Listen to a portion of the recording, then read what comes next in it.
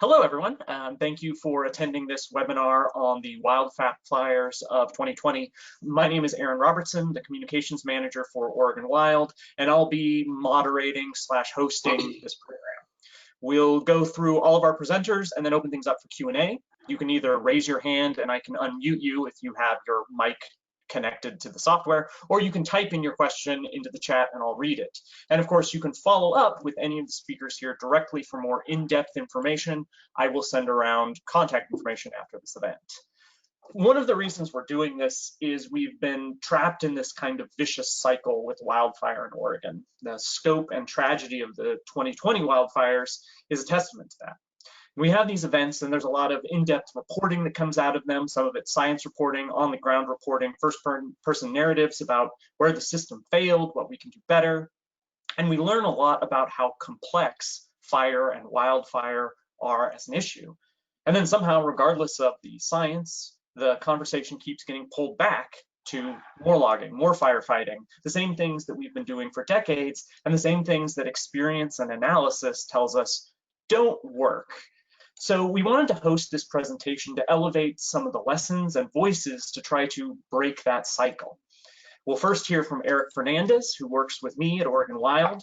Erik has been taking all the data we're getting from these fires and making a bunch of maps. And each of these maps tells a different story about these fires and some of the lessons that we should take away from them.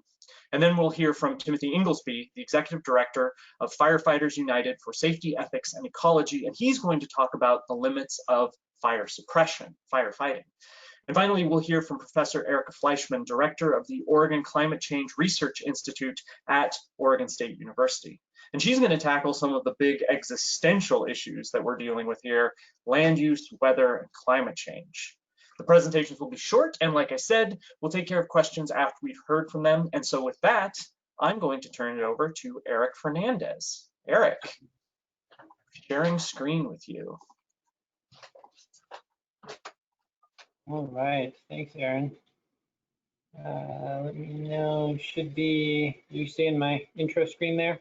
Yep. Great. So I'm Erik Fernandez. I've been with Oregon Wild doing GIS mapping of forest fires for close to the last 20 years or so. And my presentation here, I confessed ahead of time, it's going to bounce around a little bit as we go from one fire to the next. So buckle up, bear with me. We're going to move quickly to try to get through a number of graphics and fires. And these are all new, other than I think one of these we've shared publicly. So this is a lot of new analysis that we've just recently completed. So let's just jump right in. So to set the tone here for what we've seen this year in perspective, you've got a graph here showing the last 100 years and how many acres have burned in Oregon every year. And the point of this chart is just to show what an extreme event this was that we had over 3 days in September this year. That red line is equal to what we saw burned over those 3 days, 750,000 acres. And if you look back, there are only, I think, 4 years where we had more fire than that over an entire year. So again, this kind of makes the argument that this was really an extreme climate change, global warming driven weather event that really pushed these fires as fast as it did. So I found this pretty compelling. 3 days compared to all other years, pretty wild. So we're going to bounce first to take a look at the Archie Creek fire. Hopefully you can see my cursor on the screen here. So you've got Highway 138 that comes right through the fire here. You've got Umpqua National Forest in light green. This tan color is BLM public lands, and then this other gray over here is the private lands within the fire perimeter. The yellow line is obviously the line around the perimeter. And then the point of the map is to look at all of the black lines you see on the map here. These are all of the roads that we have. And kind of as Aaron mentioned before, one of the narratives you oftentimes hear is, oh, roads are so important for fighting fire. And in some cases, they can help stop fires, but really only if a fire is pretty mellow and not really doing much. And in this case, you can clearly see a really high road density going, this fire moved through 1, 2, 3, 4, 5, 6, 7, countless roads, old logging roads. And so that clearly these roads were irrelevant to the spread of the fire. So this next map, or this next chart I'm going to show you shows all of the road density for all of the fires in Oregon this year. So kind of using this visual as far as road density goes, pretty high density. And then looking here, you can see all the different fires. The names of the fires are listed along the bottom here. And the way we measure road density, and all the agencies measure it, is how many miles of road do you have for every square mile of land. And so if you look at the Archie Creek fire here, you can see that looked visually, you could tell that was a lot of roads, and that was a little over 4 miles per square mile. And you'll notice there are a number of other fires that had significantly higher road density. In particular, Alameda Fire and the Echo Mountain Fire, those were more urban fires, so it makes sense that those would have pretty high road densities. But a lot of the big fires, whether it was Riverside or Beachy Creek, there was a pretty high road density on a lot of these. So clearly, fairly consistent on the large fires, that the road density, even having a lot of roads, that myth that those will stop all the fires, these fires, even the Archie Creek fire, it jumped highways, large roads, small roads, rivers. So bouncing around again here. So this map has a whole bunch of colors on it. I'll walk you through it. This is the Riverside fire. So you're looking at Estacada up here, Clackamas River, and the Clackamas River Highway 224 coming down here. You've got Molalla over here. Again, the yellow line is the fire perimeter around the edge. This light green is the National Forest land here, a little bit of BLM, light orange. The two colors to really focus in on here for the point of this map is this bright red is previously logged private lands. And then the dark red over here is previously logged Forest Service and public lands, Service and BLM lands. And so if you look at this, you'll see, and that log, when I say previously logged, sometimes that means it was clear cut, sometimes it was clear cut or thin, sometimes both, sometimes just thin, so a real mixture. On the private lands, it was pretty much always just clear cutting. On the public lands, more of a mix. And some of these private lands have been clear cut more than once. So the point of this, if you look at the bright red and the dark red on the map, you can see this whole fire area had logging north to south, east to west, everywhere. And again, kind of going to those narratives we hear that logging is the silver bullet solution that's going to stop fire. Clearly, the evidence here is it did not stop the fire. It was somewhat irrelevant to the spread of this fire, kind of like the roads were on the Archie Creek fire. And this fire also has a high density of roads. One could actually say, if anything, that past logging may have actually fed this fire and kept it burning. So I'm going to jump to another fire. And so the statistic here is of the entire fire area, 60% had been logged. So more than half of the acres had been previously logged at least once. All right, next map here. This is Holiday Farm fire, kind of off the McKenzie. Same analysis, same colors. So you got the McKenzie River coming up here. You got Vita, McKenzie Bridge over here, Blue River. And again, the fire perimeter, bright red and dark red combined within this fire area represents 76% of the fire area. So again, with these big fires, we're seeing a lot of past management, heavily logged, some of the heaviestly logged landscapes in Oregon here, and clearly did nothing to stop the spread of the fire. Again, if anything, one could propose that it actually may have fed the fire. So pretty compelling in dispelling that myth that logging is going to help prevent fire here in some of these cases, especially when you have these extreme weather events. All right, we're going to shift here, and so this graph here, this chart shows the big fires we had this year in Oregon and how many homes were burned in each fire. And you've probably seen these statistics, but putting it in chart form really drives the message home. There was one fire that really did the most damage to homes Not that Holiday Farm fire with 430 and Santiam Canyon fires with 486 homes.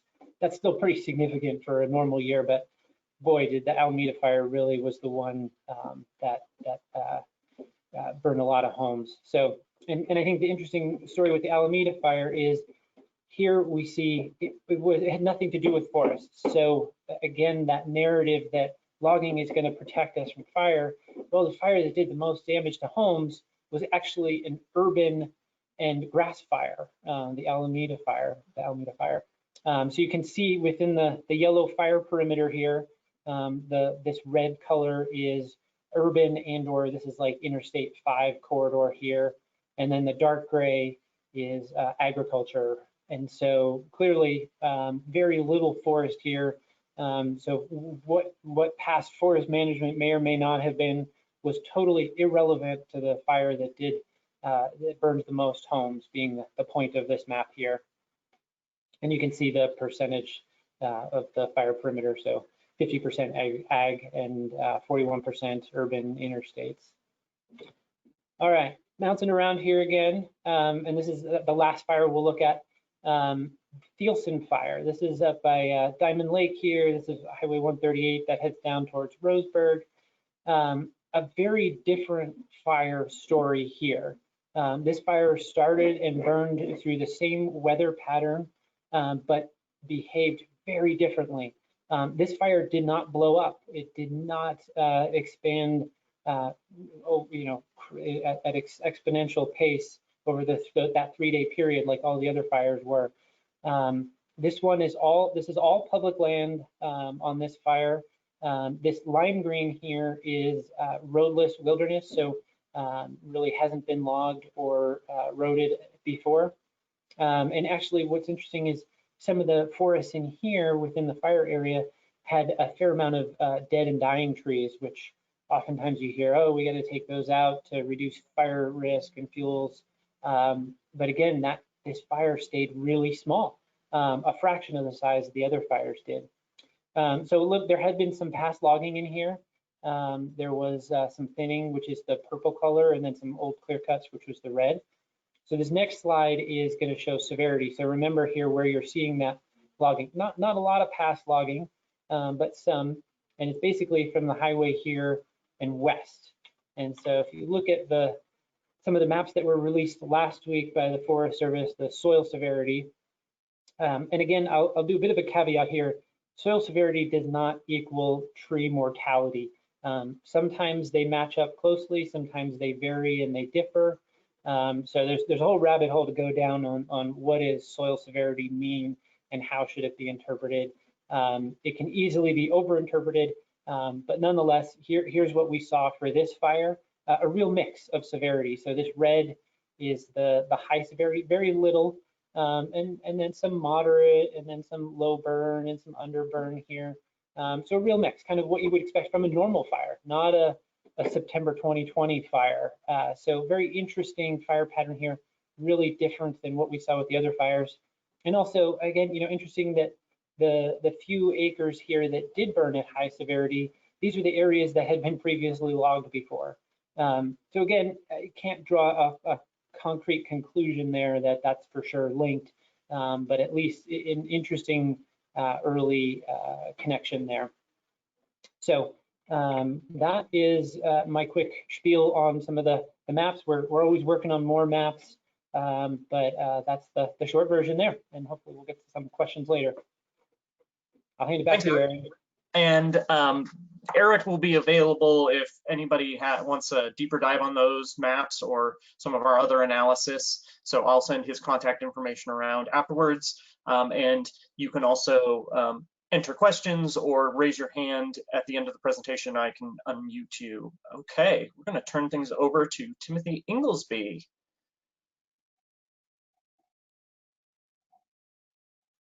Who I need to unmute.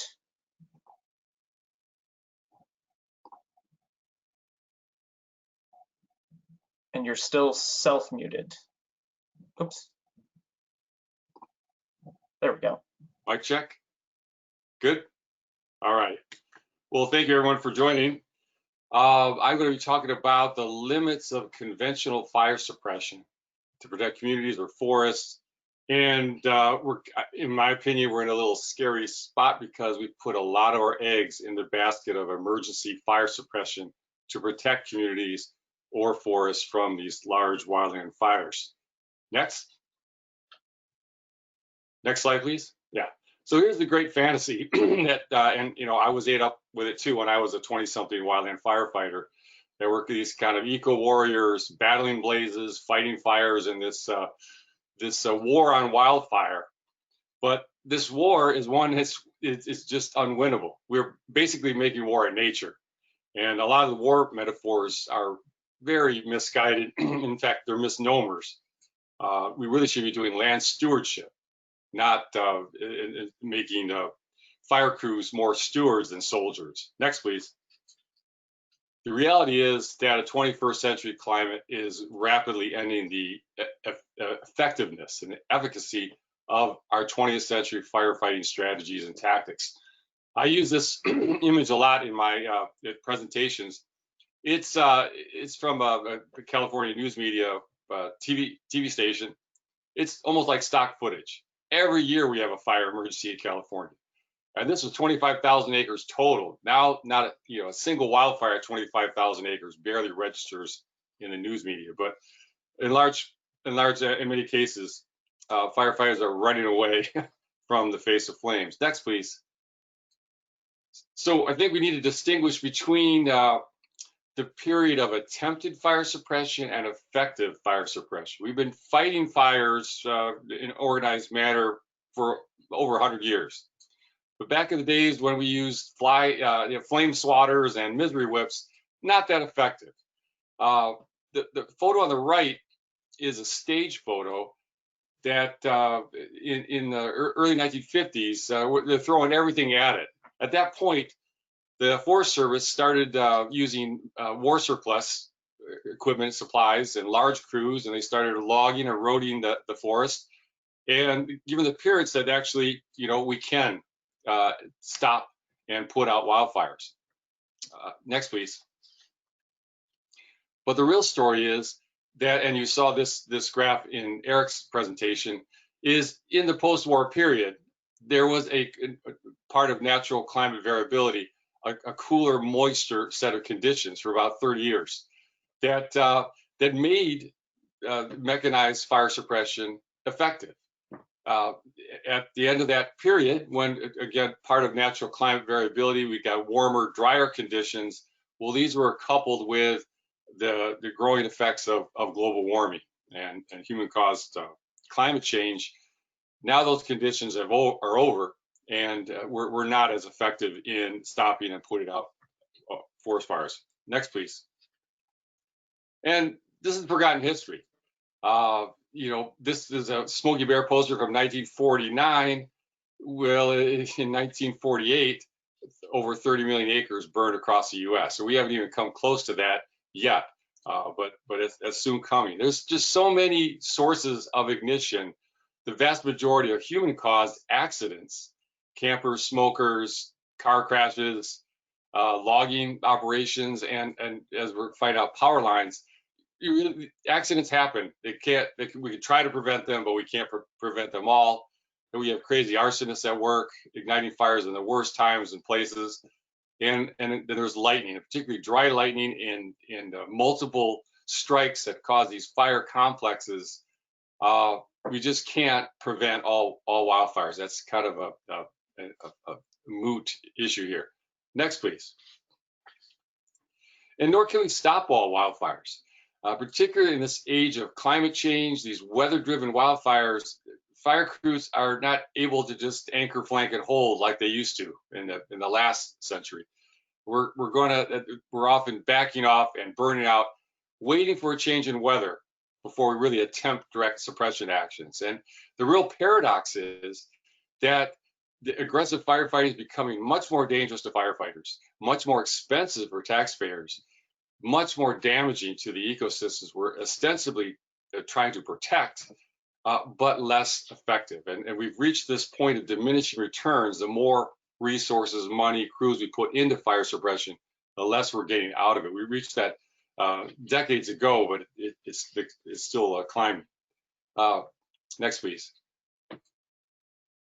Nevertheless, you know, we're still at it, using a lot of heavy metal, air takers, air retardant.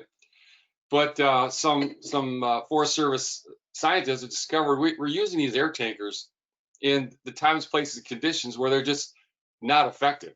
They make great film at 11, and they kind of carry the flag that, you know, firefighters are doing something out there.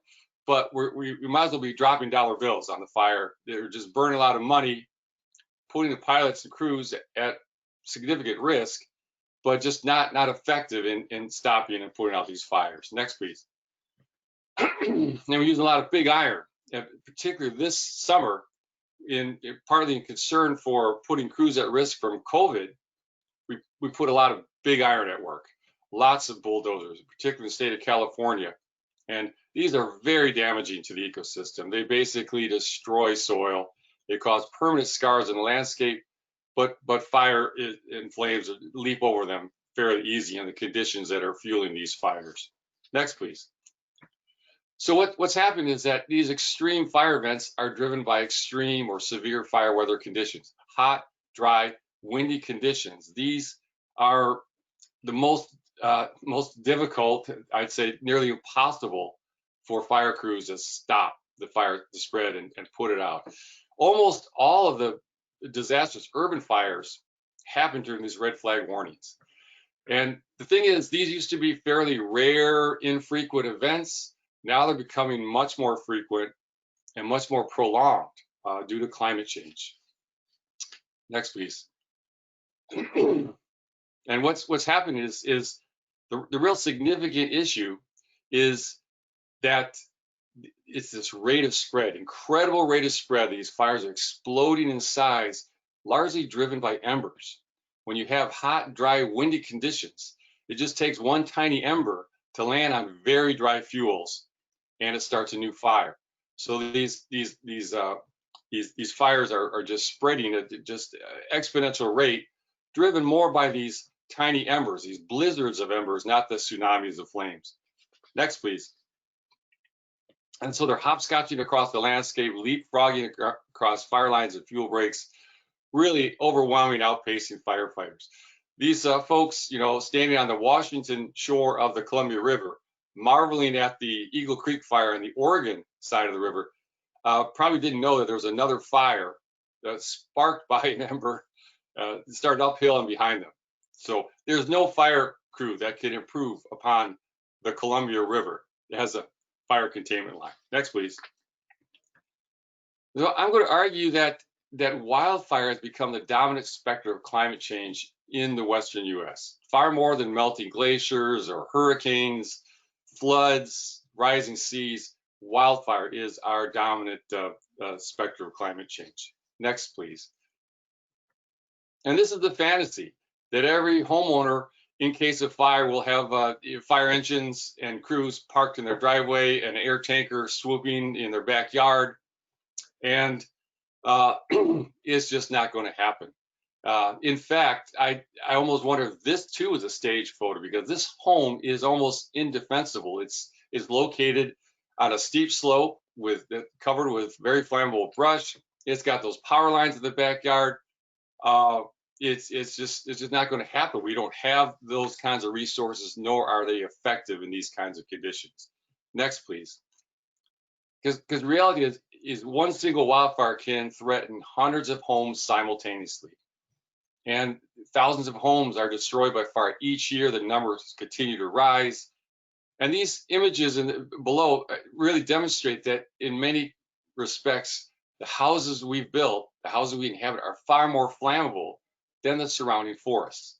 And these too are ignited by the tiniest little ember landing on a rooftop, or little surface fires, you know, marching across the lawn.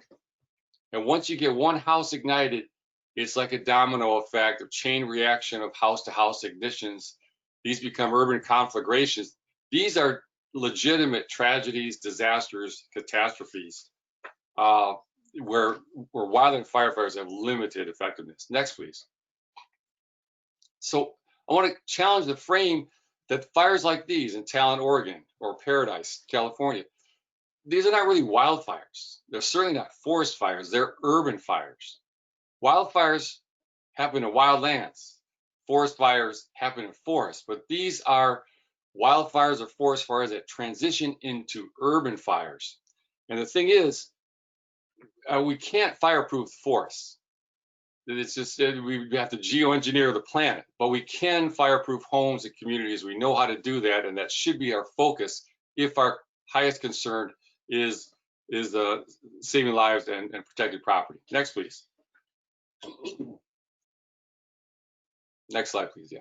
So here's something from the National Climate Assessment that came out a few years, and I just want to demonstrate that, you know, what about those wildland fires in wildlands?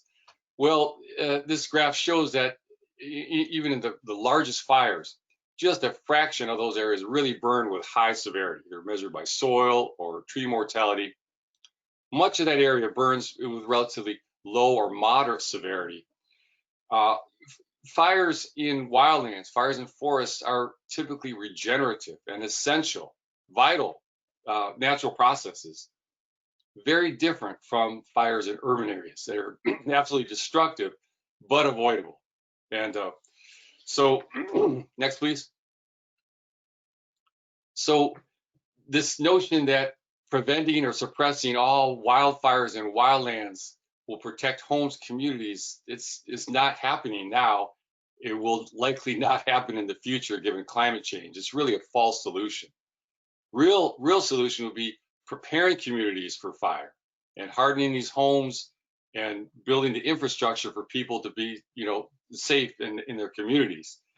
On the other hand, managing fire in wildlands with ecological principles and practices, that's really a hopeful solution. Well, that's the topic of another presentation. But the bottom line is, the sooner we prepare communities for fire, the sooner we can restore ecosystems with fire. But our necessary focus and priority should be concentrated on doing what we can in homes and communities to make the need for wildland firefighters maybe irrelevant. Next, please. And that's it. Thank you very much. All right. Thanks, Timothy. And you'll be available also for anybody who wants context this year, next year, the year after that. I know you've been doing this for a long time. And now we're going to turn this over to Professor Erika Fleischman, and I'm going to run her slideshow, which means I need to do this. Share my screen. And okay. Great, thank you. Go one back, I think, Aaron. Oh, one, two. Nope, that way. Yep. Thank you very much. It's a pleasure to be here working with the other panelists and talking with all of you who, unfortunately, I can't see right now. But I will be following up on some of the points that Tim raised, and then talking a bit about what some of the drivers of wildfires are in Oregon this year and across the West more generally in current times. So as Tim said, there's a pretty big difference between what's happening in urban areas and what's happening in wildlands. And I wanted to show some images that illustrate both some of those differences, and also, as Tim said, some of the misnomers that come up. So often there are reports of things, you'll hear hundreds of thousands of acres destroyed, and that's not really true. There may be thousands of homes destroyed, and that is a terrible thing. It is serious, but the land is not destroyed, especially in areas outside of urban areas. So these are a couple of images from an area in Nevada that is quite similar to some of the areas in the top of the Cascades and east of the Cascades in Oregon. And so this is what a patchy fire looks like on the ground. This did not burn extremely hot, but you can see some trees that were killed, so they're going to drop they'll be dropping their needles, and then they will be falling down. And you have some trees that were not burned, and they're going to be serving as sources of colonists for other trees to regenerate. Next slide, please. In an area where there's not a lot of ground disturbance after the fire, you'll see, if there's a good seed bank, you'll see a lot of regeneration of native plants. So you'll see lupins coming back, plants that can fix nitrogen. In this case, there are a number of bunch grasses coming back in. So this, for this particular area, is a pretty nice example of post-fire succession. It's the type of thing that makes ecologists like me happy. Next slide, please. You'll also see the value of a lot of these dead standing trees to animals that a lot of people care about. So I was kind of laughing when Tim showed the Smoky poster with bluebirds and deer, because those are animals that actually do extremely well after fire. Mountain bluebirds will nest in tree cavities like these that other birds create, or that might have been existing in the trees before. So there is a lot of plants and animals, in a sense, are kind of waiting for a fire to happen, and they then do very well for a period of time after the fire. When dead trees are removed after a fire, there are trade-offs in that, and one of those trade-offs can be what people might like to see in terms of the wildlife after a fire. Next slide, please. Then you see an example of what can happen when there is a lot of ground disturbance. So this is an area where what you're seeing, the sort of reddish grass here, that's cheatgrass. It's a non-native invasive species that is quite common in eastern Oregon and across the Intermountain West. It is highly flammable. And as cheatgrass has spread across the Intermountain West, the frequency of fire and the sizes of fires have grown considerably. Cheatgrass also is a very effective competitor with native flowering plants and grasses. So once cheatgrass is in and becomes dominant, it is very difficult to restore that ecosystem to anything except cheatgrass. Next, please. These are some images from the rim fire that burned near Yosemite and in Yosemite in 2013, areas that probably are more similar ecologically to some of the West Slope communities in Oregon. Same type of thing. So this is an area that you may remember news reports was described as devastated, destroyed, a moonscape. You go into these areas and this was pretty common. Again, a mix of trees that burned, slopes that burned hot, and patchiness where that didn't happen. Next, please. So even in the areas that burned pretty hot, where trees came down right away, this is just the spring after the fire. This was probably in maybe March, so before there had really been green up and a lot of new growth. You see regeneration of native plants almost immediately. Next slide, please. And quite the regeneration of native flowering plants, again, following the fire. So right out of these burned areas that if you went in immediately after, they did not look so good. Really, really nice regeneration. And again, plants that, if we want to put a human face on it, have just been waiting for this to happen. Next, please. So this is what salvage logging looks like. And I put this in just to make the point, again, with ground disturbance and what that means for especially non-native invasive grasses coming in. Unfortunately, trees don't levitate. And so I think there's this idea in terms of selective removal of trees that somehow we can levitate. We can just pull those trees out and leave everything else intact. The reality is that it requires heavy equipment. It requires a lot of ground disturbance, even when there is a really strong effort not to create those types of disturbance. Next slide, please. And this is creating conditions, again, where it's very easy for non-native grasses to come in. So I state this as ecological fact, not as a value judgment. There are a lot of trade-offs in decisions of whether to remove dead trees after fires. But this is what it looks like, and this is what maybe some of the unintended consequences of that removal can be. So all things to think about. And as Tim said, to keep in mind the differences between what is being done or what can be done in terms of prevention of some types of changes in more urban areas and in wildlands. So that is it for the slides. We can either just turn them off or put on a more visually appealing photograph from them, whatever you like. So that's great.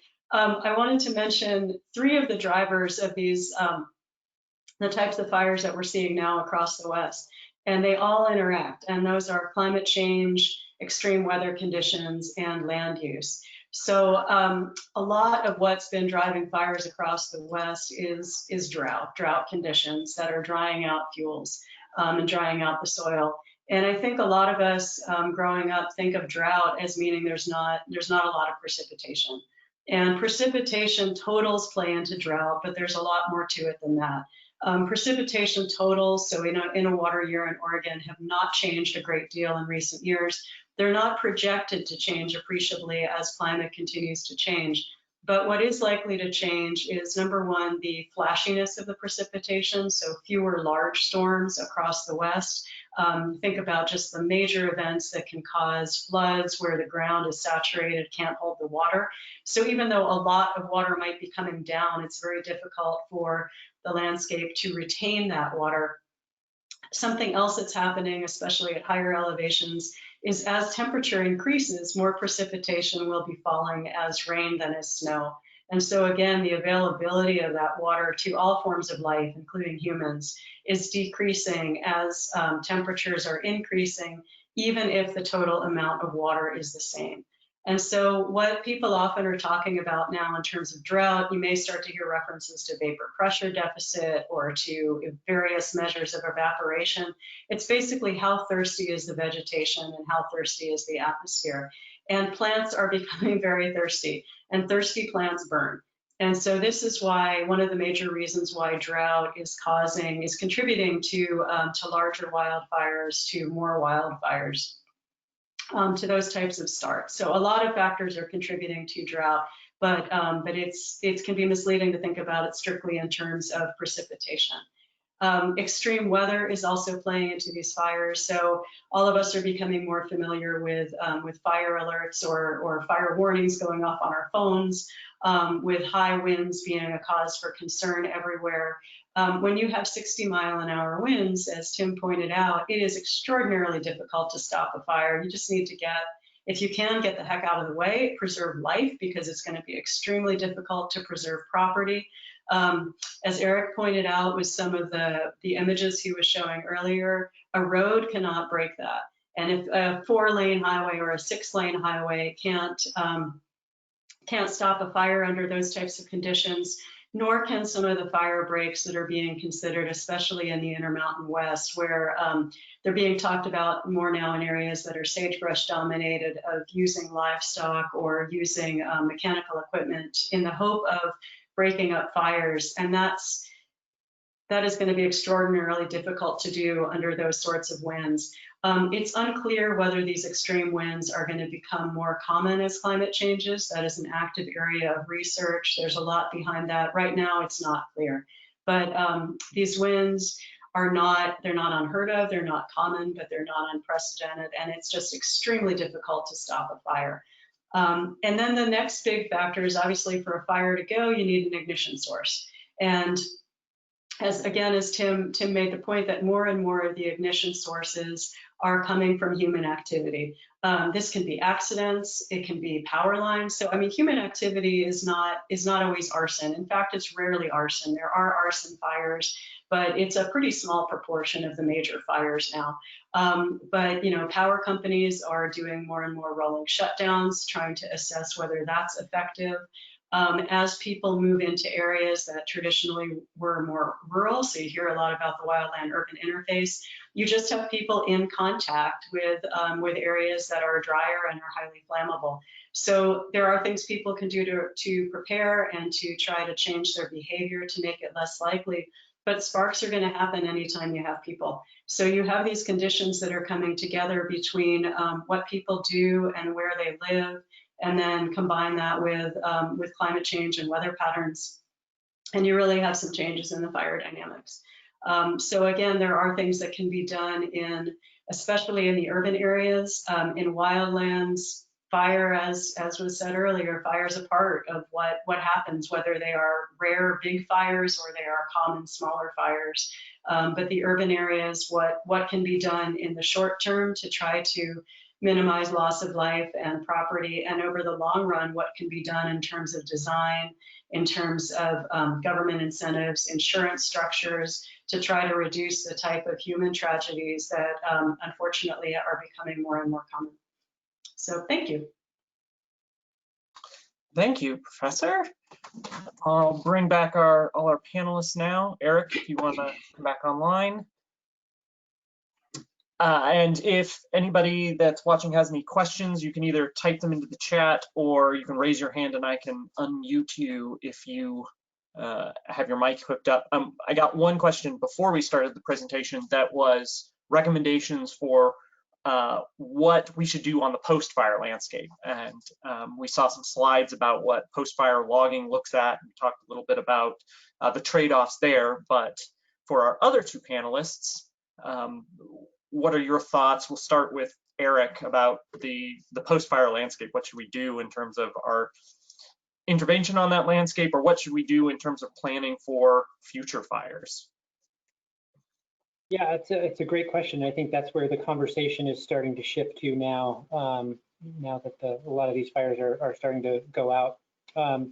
You know, our Oregon's forests evolved with fire over millennia, and so they have naturally evolved to recover after fire as well. So a lot of our old growth forests have been through many different fire cycles. It's just a natural part of what our forests go through in their life cycle. And so to think that we need to go in and interfere after fire is, you know, a people-centric kind of view that we know better and can do better than Mother Nature. So in a lot of cases, I think the best approach is hands off, let those areas recover on their own. There was a study done on one of the biggest fires we had in Oregon a couple of years back after the Biscuit fire, the Donato study, which showed that areas that were left alone to recover, the success rate of trees growing back in the next 5 years was higher than if you brought in chainsaws and bulldozers and replanted. It was very controversial because that's not what the timber industry wanted to hear. But that was what the science showed. And so in a lot of cases, I think that's really probably what we want to do. When we're talking about urban areas, it's a whole other conversation, but I don't think that was the question. You know, in urban areas, it's get the toxic chemicals out now, totally different conversation. I think on our national forests and other forest lands, I think there are some steps, and I think this is what we're seeing them do now to try to stabilize some banks near rivers where they're concerned about erosion and landslides. A lot of times if you had a clear cut and then you have fire and then a road going through it, that might be an area where you need to intervene and try to shore up those slopes. So, you know, those areas will be tested this year. Again, it's kind of tough. If we have a big winter with a lot of rain, that's going to really test the limits of what we can do to prevent erosion on those managed landscapes. So yeah, there's a few thoughts. Timothy? Well, that's pretty adequate. And for most of the history of post-fire salvage logging, the rationale was get the cut out as quick as possible, kind of haste against waste, try to recoup whatever commercial lumber grade values was there. So they take the biggest trees and leave all the smallest dead trees and limbs behind, and then plant real thick plantations to try to get the forest growing back. Well, in doing that, it may have made a lot of profits for the logging companies, but it sacrificed a lot of other values, particularly the soils. And as Dr. Fleischman said, there's all kinds of life in that soil, just waiting for its time in the sun.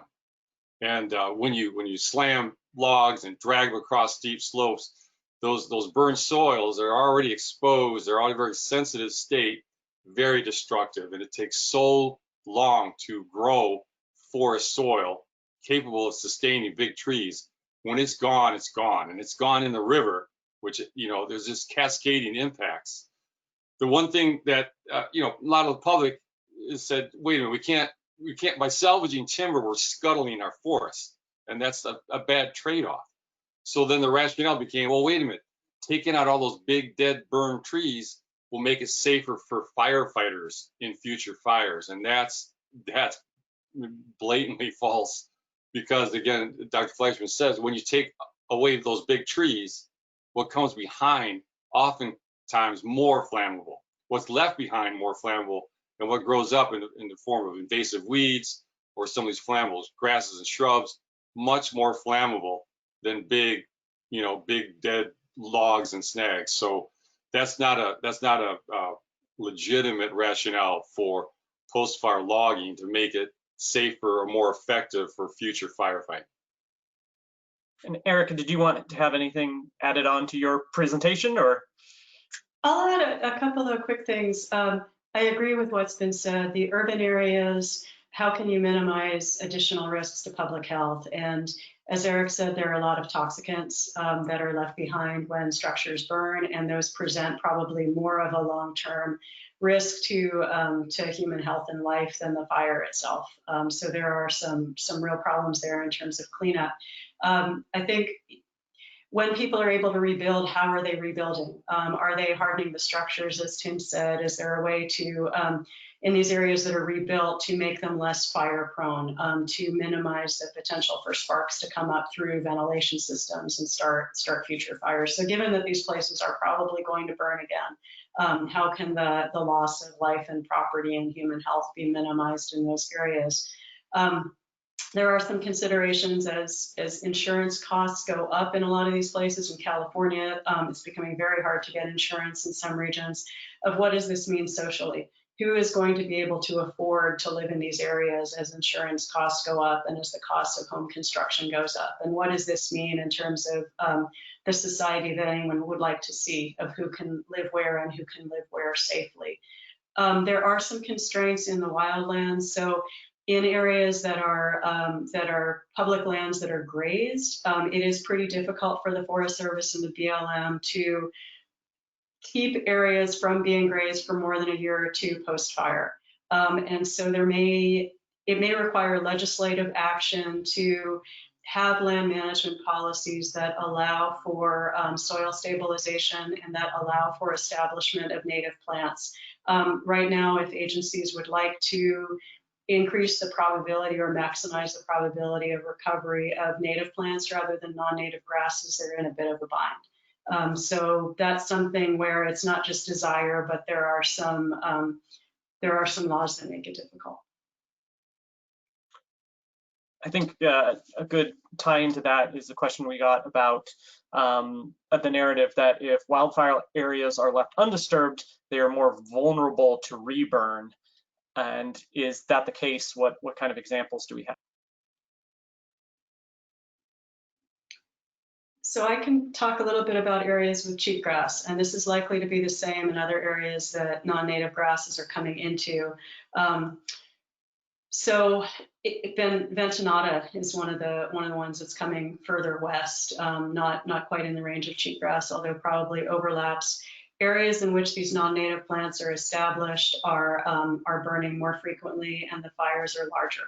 So, leaving it alone is not it. There are a lot of correlations, but if leaving it alone means you're not getting some of those non-natives in, the evidence suggests that the likelihood of that fire frequency will increase and fire severity will increase right now. That's not what the evidence is suggesting. You're always going to find some outliers where there's an area that burned last year and then it burned 5 years later. But on the whole, that does not appear to be what's happening if areas are truly left alone. But I think what does leaving alone mean? What does that mean in terms of ground disturbance? Yeah, I don't know, Tim, you want to add anything, but I'll just chime in real quickly. I think when we think about what are the most flammable parts of the forest, it's those, we call them the fine flashy fuels, the shrubs, the grasses, the branches, the needles.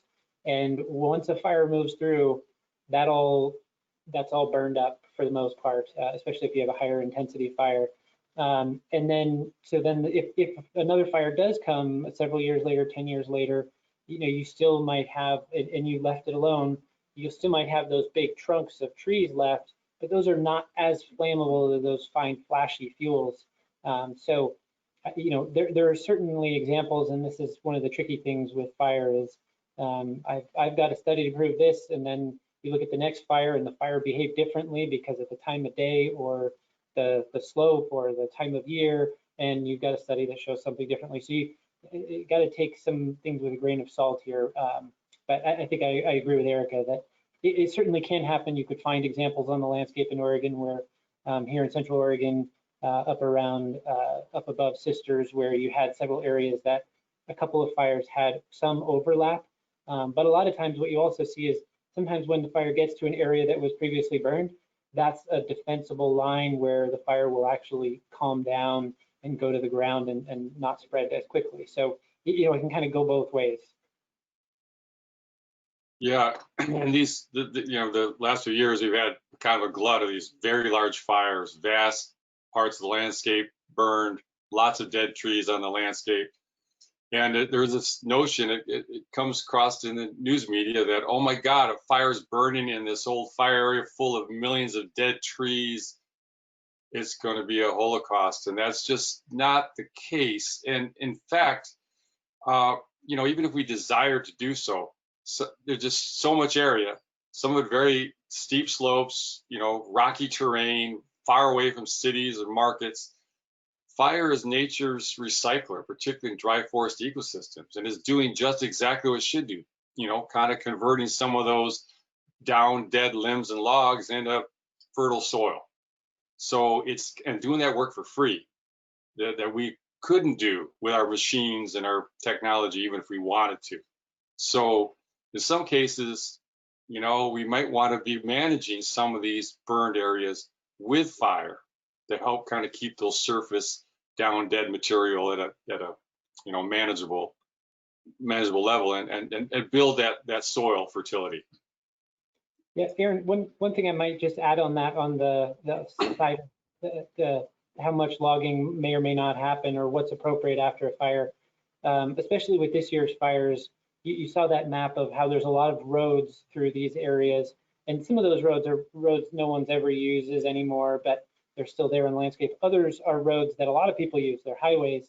And so what we're seeing right now that's been happening as the fire was burning, after the fire is still happening now and will continue to happen, is removing the trees that are hazard trees right next to the road. And so there's going to be a massive volume going to the logging mills just from those hazard trees alone. So, again, it's not a leave it all alone or mess around and try to fix everything. Regardless, the political realities are we end up somewhere in the middle. Some parts of the middle are better than other parts of the middle as far as sustainability and water quality and recycling the forest. But anyway, just thought I'd put that out. Okay, and I'll put one more question that comes up a lot when I'm talking with folks and when I'm talking with reporters or policy people.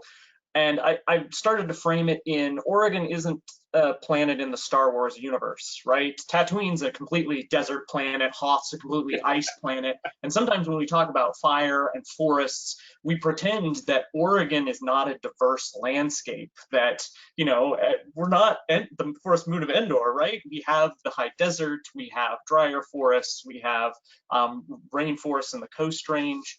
And I'm wondering if each of you could speak a little bit to how fire and wildfire and some of our management decisions, we need to consider them differently depending on what that landscape is. Because a lot of times we hear about a silver bullet that's supposed to apply to all forests like they're the same.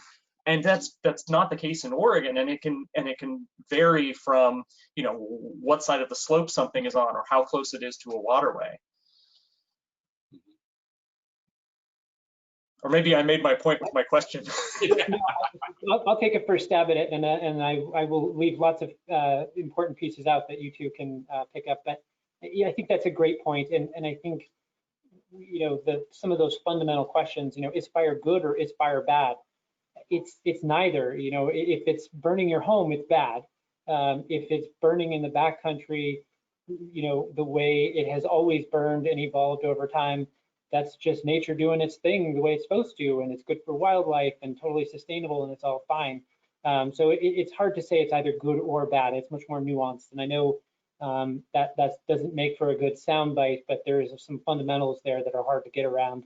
And I think absolutely true that different parts of Oregon react to fire differently and have different fire trajectories. So I'm here in Bend, Oregon, so we have more of an Eastern Oregon forest type with the ponderosa pine.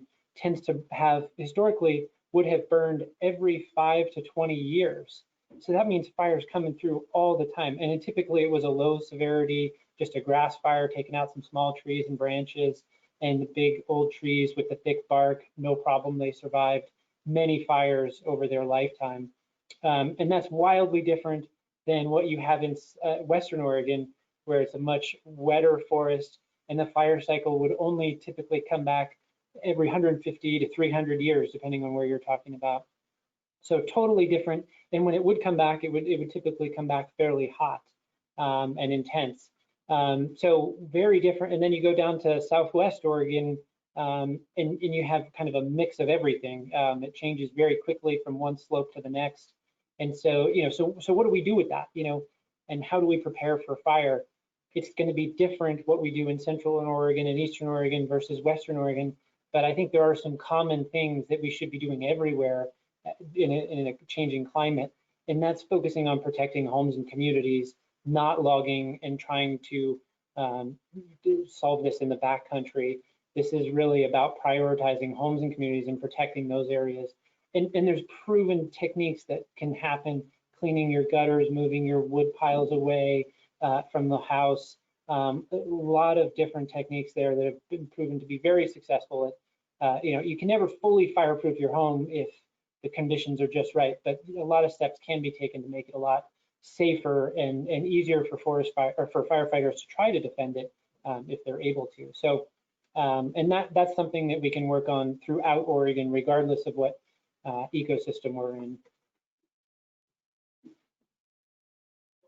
I'll add a little bit to that, and also wanted to just take the opportunity to say thanks again to Oregon Wild for hosting this event. I think all of us that are here as panelists and participants, we're trying to take good information and get it out to the public. That's what journalists are trying to do, and that's what scientists are trying to do, and we really are each other's allies. So to be able to have an opportunity we'd like to be able to talk face to face, but to do something like this is terrific. Following up on a couple of Erik's points, I agree with what he said. An additional factor is that as anthropogenic fire starts to become more common, the seasons of burning are somewhat different than they were historically when fires were started only by lightning, and the locations can be somewhat different. So, I mean, it's not what I'm about to say is not an easy thing to do, but ideally, Tim mentioned prescribed fire, but moving toward fire that starts the way it historically started, that burns when it historically did, so that it's as consistent as possible with what the native plants and animals evolved with, would be an ideal. There are a lot of fires now in times of year where there's no lightning. This isn't a time of year where this used to happen. So looking toward and the world has changed. I mean, things are not what they used to be with climate change, but at the same time, how do these ecosystems evolve? Can there be, to the extent that we're managing any of these systems, manage toward what these systems evolved with? Yeah, in the fire community, we have I guess you could say a bumper sticker quote, pyro-diversity begets biodiversity. And fire creates a range of effects on a landscape scale. We call it the fire mosaic. And with these, the diversity of fire effects, it creates a diversity of habitats for many species, some of which well adapted to fire, some even, you might say, depend on fire to create those habitat conditions. And that's part of the richness of, our planet, biological diversity. So I guess there's an issue about carbon, because we're realizing here in the big tree bioregion of the planet here, Cascadia, we've got a lot of carbon in forests, and there's a perception that these wildfires are consuming all that carbon, throwing up in the sky and causing, climate change to be worse. Well, that is just not the case. It's yes, some carbon is lost in case of a fire, but far more is left behind in the form of big trees and logs. If a fire particularly doesn't damage the soil, it actually can, biochar can actually store a lot of carbon. And what I think the future of managing fires, forest fires, is more using fire to burn in those conditions where we might lose some of the small diameter surface fuels. They're short-term stores of carbon, rapidly cycled through the ecosystem, while protecting those big stores of carbon, the big logs, the big trees, big snags, and the soil. That's where a majority of carbon in a forest is. So we may lose a little by burning the grasses and the understory and the dead needles and limbs. We'll save a lot over the long term. And we'll get the combination of both, storing all that carbon. Even in big dead trees and logs, they hold on to their carbon for a long time here in the west side. And sequestering carbon with all the recovery, the revegetation that happens. If we go in and log those big trees, you know, saying, oh, we're going to protect that carbon in 2x4s and toilet paper, that's a very limited amount of time that we'll have retained that carbon. A lot of waste goes into all the sawdust and all the transportation and stuff. So there's a role. It's counterintuitive, but more fire under the right times, places, and conditions will store the most carbon over the long term, not less. Trying to exclude all fires, just preserve every stick of carbon in the forest, that's not a viable strategy. And we would be having a very different planet were we to be effective in excluding all fires, you know, for the sake of carbon or whatever. So one way or the other, we're going to have to relearn how to work with fire and live with fire on the land. Well, I wanted to thank you all. I know that people have calls, and we had some follow-up interviews from people who were interested in this presentation. So I'll be sending this video out to people who signed up, and people can follow up individually with the panelists. I'll have their contact information included in that. And with that, I'll wrap things up. Thank you so much, panelists. Thank you. Thank you.